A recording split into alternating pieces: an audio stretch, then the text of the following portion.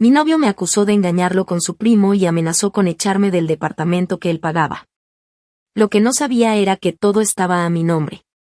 Así que lo dejé hablar, lo dejé gritar, y mientras él se hundía en su paranoia, yo ya me estaba encargando de que perdiera mucho más que un techo. Desde el primer día que me mudé con él, algo dentro de mí me decía que cometía un error, pero lo enterré tan profundo como pude, repitiéndome que era normal tener miedo a los cambios y que, con el tiempo, todo encajaría. Llevábamos casi 2 años saliendo cuando él me propuso que viviéramos juntos para ahorrar, según dijo, aunque con el tiempo entendí que lo que realmente quería era controlar hasta el aire que respiraba. Él tenía mal crédito, problemas con bancos que todavía ni se animaba a enfrentar, y un historial tan sucio que si le dabas tu número de seguro social se te caía el puntaje de crédito solo por estar cerca. Así que el departamento lo sacamos a mi nombre. Me lo pidió como si me estuviera regalando flores. Solo ponlo tú, nena, tú sabes que es temporal, luego yo lo arreglo. Nunca lo arregló, y tampoco lo intentó. Pero lo dejé pasar porque, en ese entonces, lo amaba. Porque todavía no me había quemado las alas. Al principio, era todo risa y sexo. Nos levantábamos juntos, cocinábamos juntos, pagábamos a medias todo lo que podíamos, o al menos eso creía yo. Con el tiempo, noté que él dejaba de transferirme su parte de la renta porque este mes estuvo apretado o porque tuve que prestarle a mi mamá, y luego eran los servicios, y luego los víveres. Si yo le reclamaba, decía que yo tenía un mejor salario, que no fuera tacaña, que no todo en la vida era llevar cuentas como si fuéramos roommates. Y si callaba, él simplemente seguía como si nada. Pero el colmo llegó una noche de domingo, en una reunión familiar en casa de su tía, cuando todo se volvió una pesadilla por una maldita conversación de cocina. Ese día, su primo, un chico amable, simpático, algo retraído pero inteligente, me ayudaba a sacar platos de lavaplatos y comentábamos cualquier cosa banal, como qué serie estábamos viendo o qué vino preferíamos. Nada fuera de lo común. En ese momento, no noté nada extraño, pero más tarde, cuando llegamos al departamento, él no me dejó ni sacarme los zapatos antes de empezar a lanzar acusaciones. Me miró con una rabia que no reconocí al principio y me preguntó con una voz seca y cargada de veneno si yo me estaba follando a su primo. Así. Sin rodeos. Me reí nerviosa, creyendo que era una broma. Pero él estaba serio. Me dijo que me había estado observando, que yo me sonreía demasiado cuando hablaba con otros hombres, que creía que yo tenía algo con su primo desde antes, y que todo el mundo se daba cuenta menos él. Dijo que había sido un imbécil, que había metido a una mentirosa en su casa, y que yo no tenía dignidad. No supe qué responder. Ni siquiera sabía que me dolía más, si las palabras, el tono, o la forma en que me las dijo como si ya tuviera la sentencia decidida desde hacía rato. Intenté calmarlo, decirle que eso no era cierto, que solo hablábamos de tonterías, pero era inútil. Me acusó de ser una cualquiera, de burlarme de él, y luego, como si su rabia necesitara una bandera, soltó la amenaza que cambió el curso de todo: a ver cómo haces cuando te saque de este departamento. No pienses que vas a seguir aquí después de esto. Yo no mantengo infieles. En ese momento no grité, no lloré, ni le recordé que el contrato de arrendamiento estaba a mi nombre y que él ni siquiera figuraba como residente oficial. No le mencioné que cada factura llegaba a mi correo, que cada pago salía de mi cuenta, y que él vivía ahí por pura cortesía mía. Tampoco le dije que tenía guardado el documento donde se comprometía a asumir la mitad de los pagos, ese que firmó por presión del agente de renta y que yo nunca usé, todavía. Simplemente lo dejé hablar. Lo observé, con los ojos medio húmedos, pero no por tristeza, sino por una mezcla de rabia y claridad. Porque en ese momento, supe que ya no había retorno.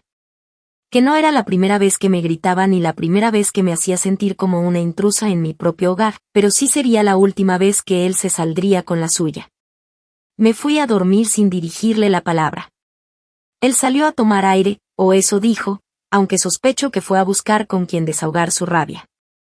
Y mientras cerraba los ojos en la habitación que yo había decorado con tanto amor, sentí que, por primera vez, no iba a despertar siendo la víctima de su tormenta, sino la arquitecta de su caída.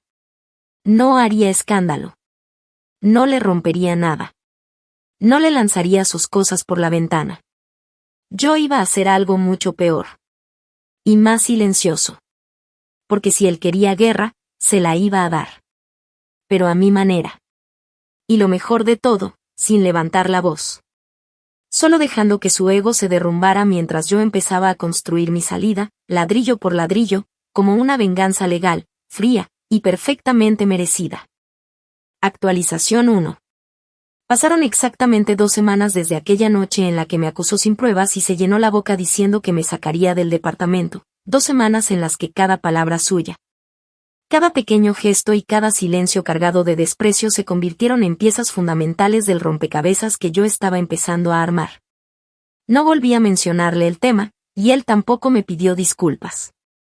Lo que sí hizo fue pasearse por el departamento con una actitud arrogante, como si de verdad creyera que tenía el control total de todo lo que nos rodeaba. Como si yo fuera apenas una visitante temporal que pronto saldría por la puerta con las pocas cosas que él pensaba que eran mías. En su cabeza, seguía siendo el hombre proveedor, el macho que aguantaba a una mujer ingrata bajo su techo. Cada día que pasaba se creía más dueño del espacio que habitábamos, sin tener idea de que hasta el sofá donde se tiraba a ver partidos por horas había sido pagado con mi tarjeta de crédito. Y que su nombre no aparecía en absolutamente nada legalmente vinculante al lugar donde vivíamos. Durante ese tiempo, no me limité a observar. Me levantaba temprano, me duchaba en silencio y me sentaba a tomar mi café en la cocina mientras él dormía. Y mientras él roncaba como si no tuviera una preocupación en el mundo, yo revisaba una por una todas las facturas, el contrato de arrendamiento, los correos de la administración, las cláusulas de penalización. Y cualquier cosa que pudiera servirme más adelante. Hice copias digitales y físicas, y las guardé en una carpeta cifrada en la nube y otra carpeta física en casa de una amiga, por si algo pasaba. No confiaba ya ni en que al salir me respetara mis cosas. Empecé también a guardar capturas de pantalla de nuestras conversaciones donde él me hablaba con desprecio, donde me mandaba a dormir al sofá por no saber respetarlo, donde me exigía que no hablara con ningún hombre que no fuera él. Tenía una colección entera de audios en los que me insultaba, se burlaba de mí y se victimizaba por cosas que él mismo había provocado. Audios que hasta entonces nunca había querido revisar, pero que ahora, reproducidos uno tras otro, sonaban como el soundtrack de mi paciencia derrumbándose. No fue solo eso. También contacté a una amiga de la universidad que trabaja en una firma de abogados. No le conté todo al principio. Solo le dije que necesitaba orientación para proteger mis derechos como arrendataria y asegurarme de que alguien que no figura en el contrato no pudiera tomar acciones legales para sacarme. O que no pudiera dañar mi historial si las cosas se ponían feas. Mi amiga fue clara, yo tenía toda la sartén por el mango, pero necesitaba pruebas, documentación y sobre todo, no cometer errores emocionales. Me recomendó que empezara a grabar si había agresiones verbales, que documentara todo y que no lo confrontara hasta que estuviera completamente preparada. Y yo seguí cada consejo como si se tratara de un manual sagrado. En paralelo, él empezó a actuar más errático. Se volvía paranoico con el teléfono, lo ponía boca abajo cada vez que lo dejaba sobre la mesa, y empezó a encerrarse en el baño por más de 40 minutos con el agua de la ducha abierta pero sin que se mojara el cabello. Yo no decía nada. Le preparaba cena, me iba a dormir temprano, y fingía que todo estaba bien. Él, por su parte, usaba esa pasividad mía como excusa para decir que yo estaba distante, que si me callaba era porque me sentía culpable por algo, que por lo menos tuviera la decencia de admitir lo que había hecho. Decía que no podía ni ver a su primo sin pensar en mí, y que cada vez que me miraba se preguntaba si todo lo que habíamos construido había sido una farsa. Me acusaba y luego me pedía que lo abrazara. Me decía que me iba a sacar de su departamento y luego me pedía que le lavara la ropa. Vivía dentro de su propia tormenta emocional, y yo me limitaba a sostener el paraguas sin abrirlo. Fue también durante esas semanas que descubrí algo que terminó de sellar mi decisión. Una noche en que él dejó su laptop abierta en la sala, mientras dormía en la habitación, me acerqué para apagarla. Y una notificación de Messenger apareció en la esquina inferior derecha. Era un mensaje de una mujer con un nombre que no reconocí, diciéndole que lo extrañaba y que le avisara cuando su loca no estuviera cerca. Lo primero que sentí no fue dolor, fue rabia. Después de todo lo que me había dicho, de todas las veces que me hizo sentir como una basura por una conversación inocente con su primo, él tenía la osadía de engañarme y todavía fingir que era la víctima. No abrí más conversaciones, no respondí, no le dejé rastro de nada. Solo tomé una captura, la guardé en una carpeta oculta dentro de mi correo personal, y apagué la laptop como si nada. Desde ese momento, ya no se trataba solo de protegerme. Se trataba de hacerlo pagar. De que supiera lo que es ser traicionado, pero sin necesidad de acostarme con nadie, ni vengarme con escándalos, ni arrastrarme por su nivel. Yo iba a hacerlo a mi manera. Y mientras él seguía vociferando que me echaría, yo empezaba a prepararle la caída perfecta. Una en la que no solo perdería el control que creía tener sobre mí, sino también la imagen de hombre fuerte que tanto le gustaba proyectar. Porque él todavía no entendía que todo lo que lo hacía sentir superior dentro de ese apartamento, cada rincón, cada mueble, cada factura que presumía pagar, no era suyo. Era mío. Y muy pronto, él iba a descubrirlo de la peor forma posible. Actualización 2. Había pasado poco más de un mes desde que todo empezó a desmoronarse frente a mis ojos, aunque si alguien nos veía desde afuera, probablemente pensaría que seguíamos siendo una pareja funcional. De esas que simplemente atraviesan una mala racha. Pero la verdad es que ya no éramos nada. Dormíamos en la misma cama, sí, pero el espacio entre nosotros era un abismo silencioso que no hacía más que ensancharse. Él seguía con sus discursos ambiguos, pasando de los insultos pasivo-agresivos a los intentos de reconciliación disfrazados de manipulación emocional. Me hablaba de volver a empezar, pero en el mismo aliento me llamaba fría por no llorar ni rogarle que me perdonara por algo que nunca hice. Era como si necesitara que me sintiera culpable para justificar su miseria interna, y como no podía encontrar pruebas reales, se aferraba a su ficción con una obsesión infantil. Yo, por mi parte, había abandonado cualquier intento de razonar con él. Me limité a ocuparme en silencio de cosas más importantes, mi propia salida, su caída, y la calma que iba a sentir cuando ya no tuviera que mirarle la cara. En esas semanas comencé a desmontar mi vida dentro del apartamento sin levantar sospechas. No porque pensara irme, sino porque no quería que nada mío se perdiera o quedara en manos de alguien tan rencoroso. Empecé por lo más básico. Abrí una cuenta bancaria nueva sin que él lo supiera, y transferí poco a poco todo lo que tenía en ahorros. No eran millones, pero era lo suficiente como para no depender de él en ningún aspecto si las cosas se ponían feas. Luego saqué copias de todos mis documentos, pasaporte, licencia de conducir, actas, papeles del trabajo. Guardé una versión digital en una nube cifrada con contraseña, y una copia impresa en una caja de seguridad que tenía mi hermana en su departamento, muy lejos de donde vivíamos. También cambié mis contraseñas del banco, del correo, de mis redes sociales, incluso de la computadora. Él no tenía acceso a nada, pero ya no me fiaba ni de su habilidad para manipularme cuando quería que yo le mostrara cosas sin importancia. En paralelo, empecé a recuperar viejas conexiones. Le escribí a una amiga del trabajo con la que había perdido contacto porque a él no le gustaba que saliera con solteras, según él, porque ellas contaminan a las mujeres con ideas raras. Le pedí a otra amiga que me recomendara a un cerrajero por si acaso, y a un vecino del piso de arriba le mencioné en broma que si un día escuchas gritos, no te asustes, ya sabes cómo es esto de vivir en pareja. Pero no era una broma. Era una advertencia cuidadosamente disfrazada. Estaba dejando piezas sueltas en diferentes lugares porque sabía que si llegaba a pasar algo, cada persona iba a tener un fragmento de la historia. Y todos esos fragmentos, unidos, iban a dejar claro que yo no era la loca, ni la mentirosa, ni la infiel. Era la mujer que había tenido que soportar demasiado, durante demasiado tiempo. Mientras tanto, él seguía creyendo que tenía el control. Se burlaba de mí si llegaba tarde del trabajo. Me decía cosas como te divertiste con el primo, o ojalá al menos haya valido la pena arruinar todo por una calentura. Incluso una noche, con una copa de whisky en la mano, se sentó en el sofá y me dijo que ya había tomado la decisión de sacarme de su casa. Que ya estaba averiguando con un abogado y que pronto me daría una fecha para que te vayas con tus cosas. Lo dijo como quien da una sentencia, como si fuera un juez y no un tipo que no figuraba ni en el contrato. Yo solo lo miré. No dije nada. Me limité a sonreír con esa sonrisa que uno pone cuando sabe algo que el otro ignora. Porque mientras él hablaba de mi casa, mi techo, mis reglas, yo ya había impreso todas las pruebas que demostraban que ese departamento estaba 100% a mi nombre, que él no tenía ningún derecho legal sobre ese lugar. Y que de hecho, estaba ocupándolo como una especie de invitado con privilegios. No era solo eso. En una de las noches en que él salió con amigos, porque claro, él sí podía salir, yo no, me puse a revisar los documentos que guardaba en su cajón del armario.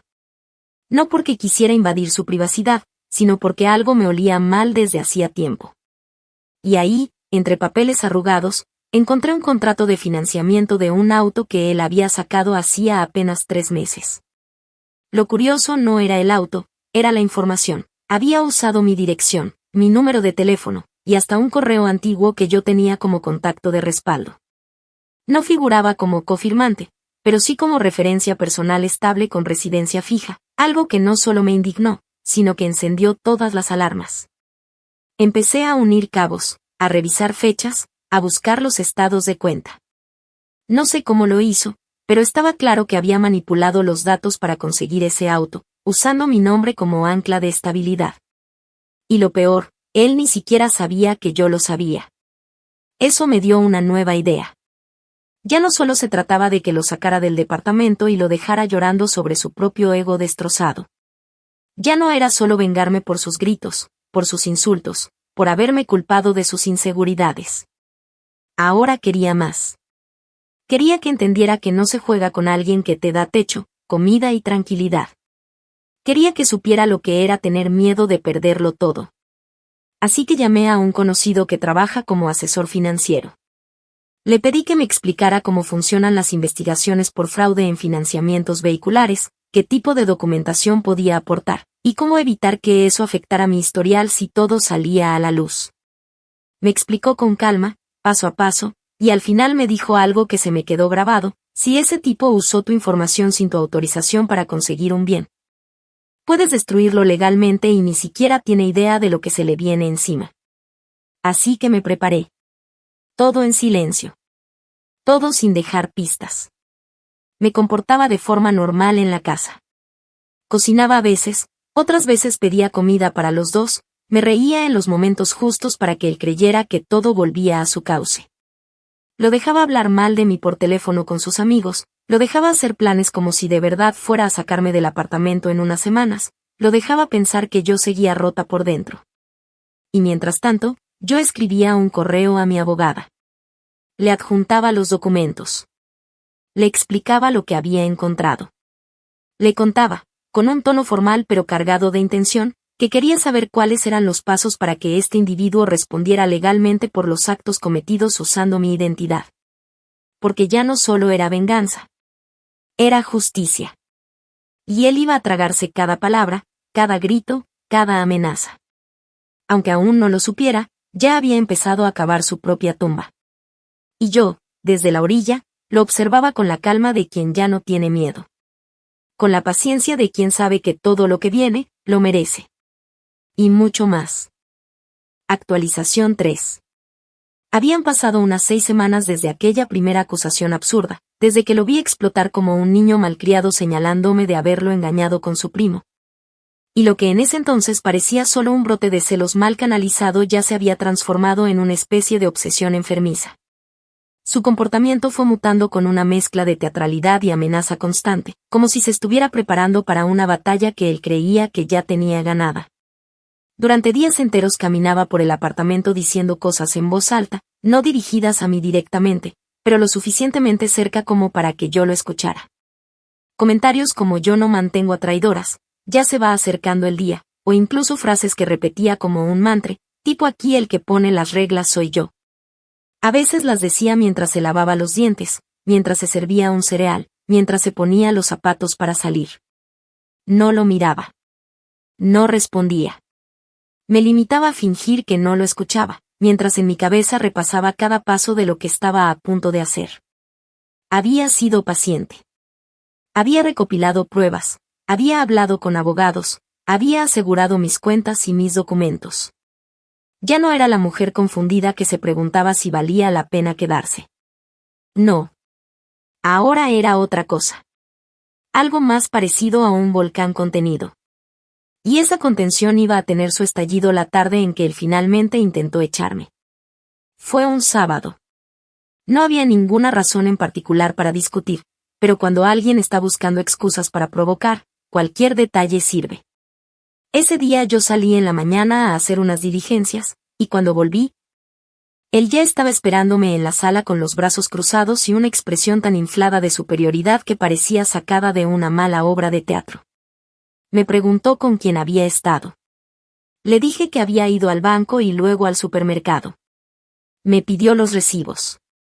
Como si de verdad creyera tener derecho a pedirme cuentas de mis movimientos. Le respondí con calma que no tenía que darle ningún recibo. Que no era su hija, ni su empleada, ni mucho menos su prisionera. Fue ahí cuando explotó. Empezó a gritar que estaba harta de verme la cara, que él ya no podía vivir bajo el mismo techo con una mujer falsa, mentirosa y malagradecida, que se largara de una vez.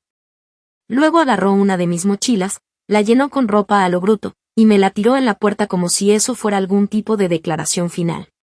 Mientras lo hacía, seguía gritando que me daba una hora para desaparecer, que si no me iba por las buenas, me iba a sacar por las malas.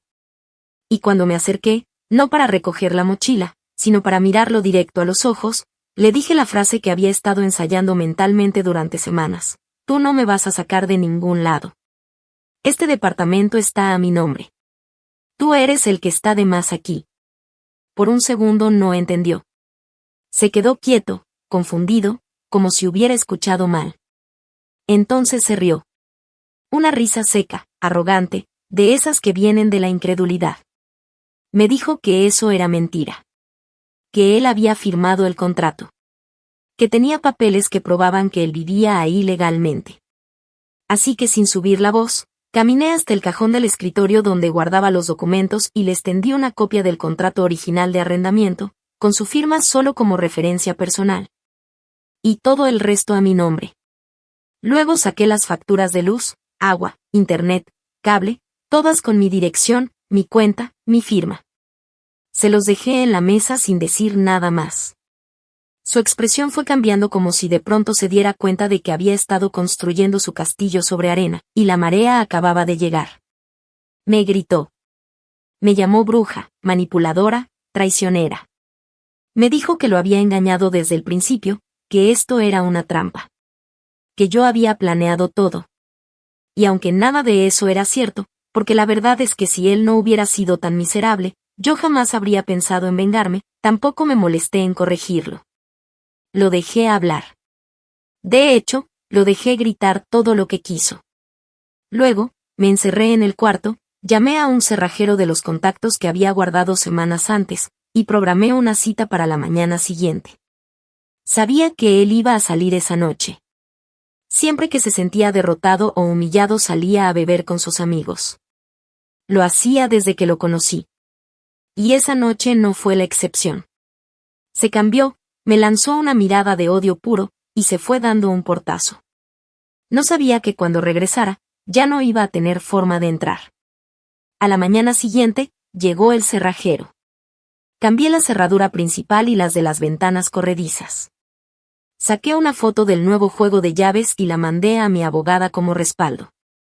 Esa tarde, él volvió borracho, con el rostro descompuesto, y cuando las llaves no funcionaron, se desató como un animal.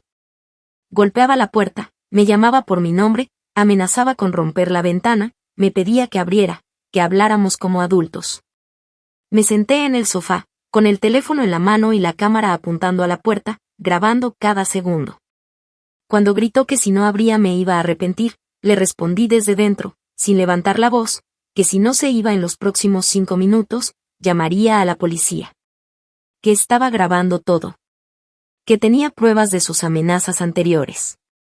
Y que además, legalmente, no tenía ningún derecho sobre la propiedad. Entonces me pidió que hablara. Que no hiciera esto. Que estaba fuera de sí la noche anterior. Que me amaba. Que todo era un malentendido. Esa fue la primera vez en semanas que usó esa palabra, amor. Le respondí que el amor no grita, no acusa sin pruebas, no amenaza con echarte a la calle ni te llama puta por hablar con un primo. Le dije que esto no era una reacción exagerada mía, sino la consecuencia lógica de todo lo que él había venido sembrando. Y que si de verdad quería una solución, podía recoger sus cosas cuando yo no estuviera, siempre y cuando viniera acompañado de alguien y bajo supervisión, porque yo ya no iba a estar sola con él nunca más. Cerré la conversación ahí. Me subí el volumen de los audífonos y lo dejé afuera. Gritó 10 minutos más. Luego se fue. Y esa fue la última vez que cruzó la puerta del departamento. Su propio infierno apenas comenzaba. Pero lo más dulce era que ni siquiera se daba cuenta. Pensaba que lo peor ya había pasado. Y no tenía ni idea de todo lo que venía detrás. Actualización 4. Habían pasado 2 meses desde la última vez que lo vi frente a mi puerta, rogando, gritando, amenazando y luego suplicando con la misma boca que me había escupido palabras miserables tantas veces.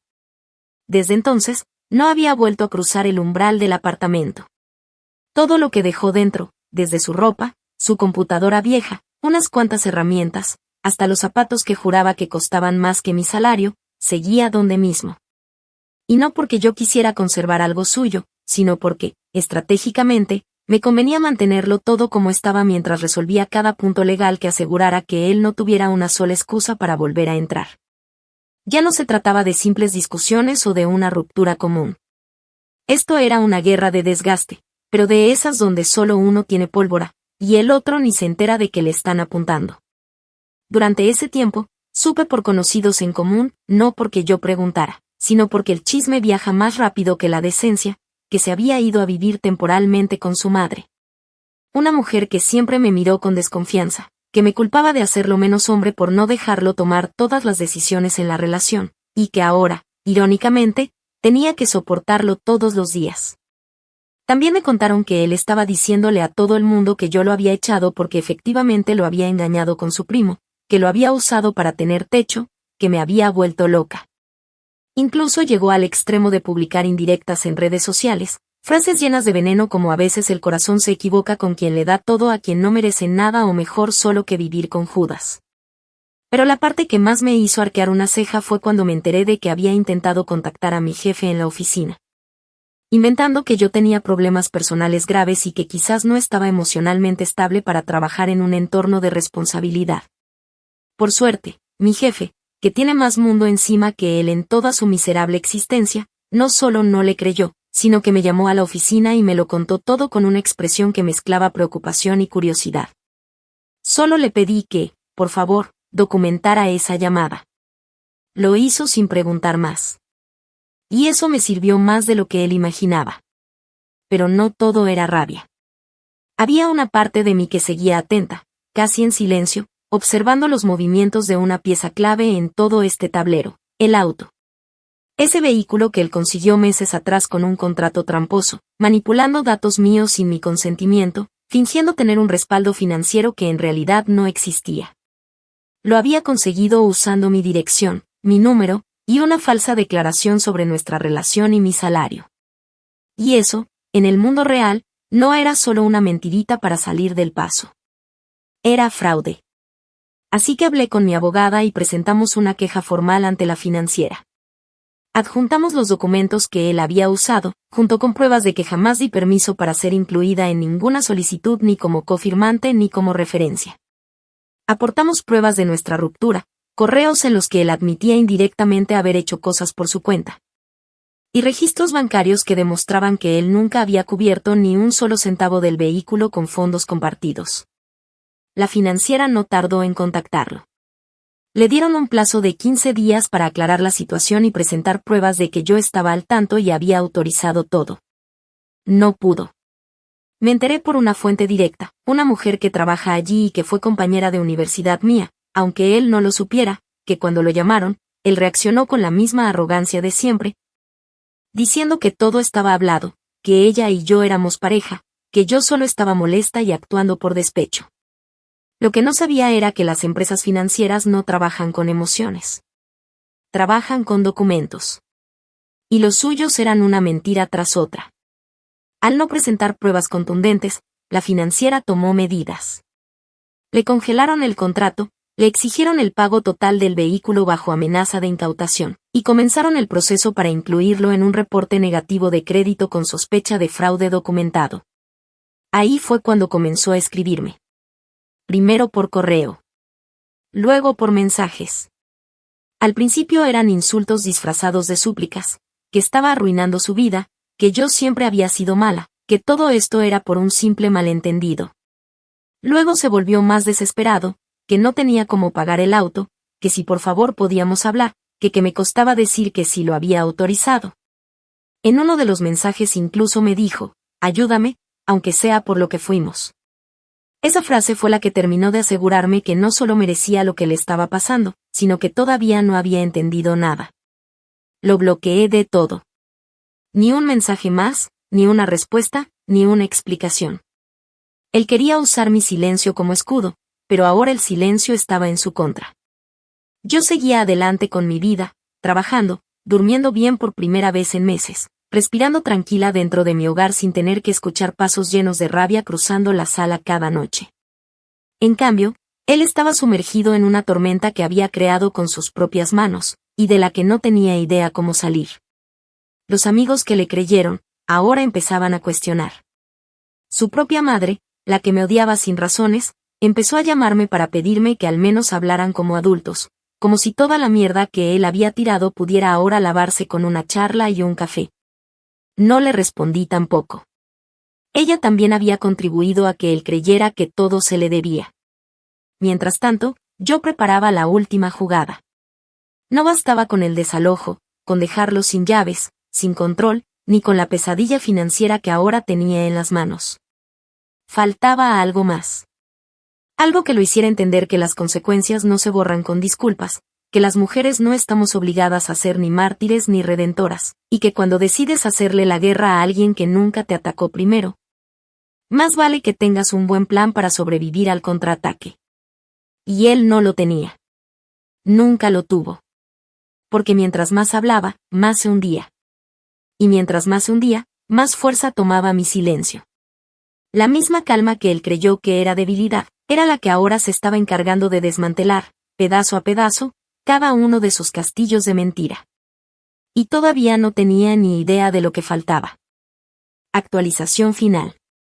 4 meses después de aquella noche en la que me gritó que me sacara de su casa con la seguridad arrogante de quien se cree intocable, mi vida no se parecía en nada a la que tenía cuando todo comenzó. El departamento, al que alguna vez llegué cargando cajas con ilusión, ahora estaba finalmente en paz. Había reemplazado cada rastro de él, no con odio, sino con libertad. Desde las sábanas hasta los cubiertos, cada objeto suyo había sido vendido, donado o, en el caso de algunas pocas cosas de valor sentimental para él, como esa guitarra que no sabía tocar pero presumía en cada reunión, revendidas online por precios simbólicos, casi insultantes. No lo hice por necesidad. Lo hice porque quería que el vacío que él dejó no se llenara con rabia, sino con una limpieza completa. Un reset. Una afirmación de que ya no tenía ni una sola esquina para esconderse en mi vida. Legalmente, su situación había empeorado a niveles que ni yo hubiera anticipado. Tras la denuncia por uso indebido de mis datos en el contrato del auto, la financiera había iniciado una investigación más profunda al descubrir que no era el primer documento que presentaba con información ajustada a conveniencia. Resultó que no solo usó mi nombre y dirección, sino que también había modificado su historial laboral para aparentar un ingreso fijo que nunca existió. Todo eso encendió alarmas que escalaron más de lo que cualquiera de nosotros imaginó. A mí me citaron para confirmar que no había firmado ningún documento ni había tenido conocimiento de las gestiones, y mi abogada me acompañó en todo el proceso. No fue largo, pero sí lo suficientemente claro para que él quedara marcado como un cliente no confiable, con antecedentes que impactarían no solo su crédito, sino su capacidad de volver a financiar algo en el futuro cercano. Eso, sumado a la penalización por incumplimiento de contrato, lo dejó prácticamente en la ruina. Él intentó contraatacar. Presentó una queja en redes sociales, armó una historia mal escrita donde se hacía pasar por víctima de una ex vengativa que usaba el sistema legal para destruirlo porque no lo superaba. Lo más irónico era que mientras él escribía esa novela para conseguir lástima, yo estaba renovando mi contrato de arrendamiento con un mejor descuento por buen historial, firmando un aumento de sueldo en el trabajo y planificando mis vacaciones por primera vez en 2 años. Y todo eso sin mencionar su nombre, sin dedicarle una sola palabra públicamente. porque mi guerra nunca fue escandalosa. Fue quirúrgica, silenciosa y, sobre todo, justa. Cada paso fue respaldado, documentado, sustentado. Cada golpe que recibió vino directamente de sus propias decisiones. Yo solo me aseguré de que el sistema funcionara como debía.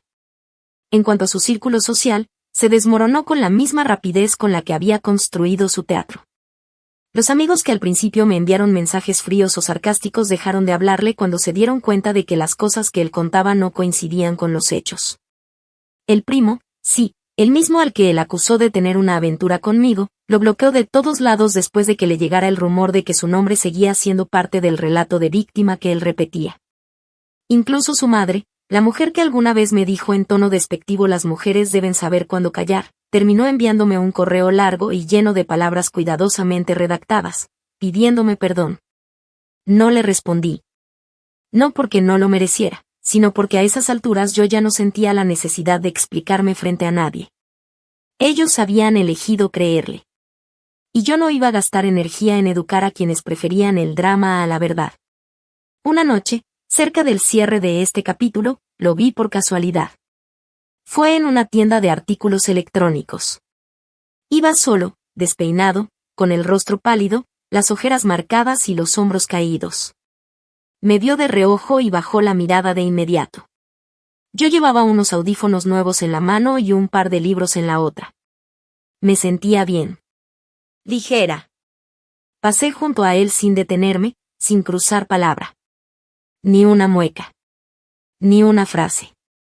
Solo el sonido suave de mis pasos alejándose mientras él se quedaba quieto, congelado, tragándose el eco de todo lo que alguna vez me gritó. Fue en ese instante que entendí que había ganado.